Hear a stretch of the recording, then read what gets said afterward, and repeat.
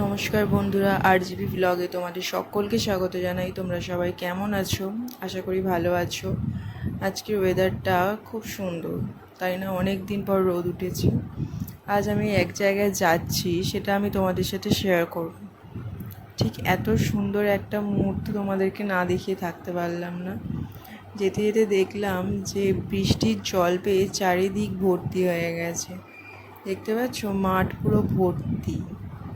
তখনও বুঝিনি যেটা এইখানে এসে এরকম পরিস্থিতির মুখে দেখতে হবে, যে এইভাবে বন্যা হয়। সত্যি আমি কোনোদিনও এই সময় আসিনি, আর আমি কোনোদিনও দেখিনি, এবারেই প্রথম এসেছিলাম।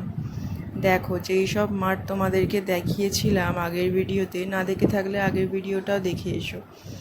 দেখো, সেই সব মাঠ এখন জলের তলায়।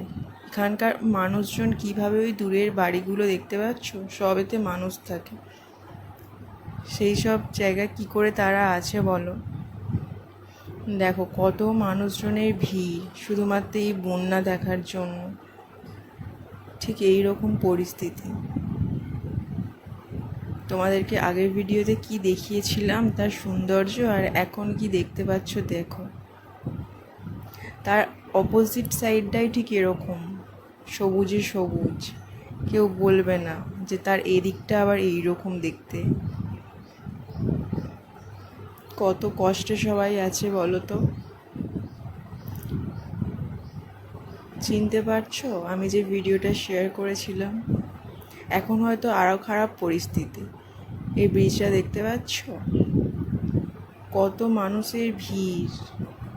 জল দেখছো, পুরো মনে হচ্ছে পুরোটাই নদীতে পরিণত হয়েছে, আর মাটি বলতে কিছুই নেই।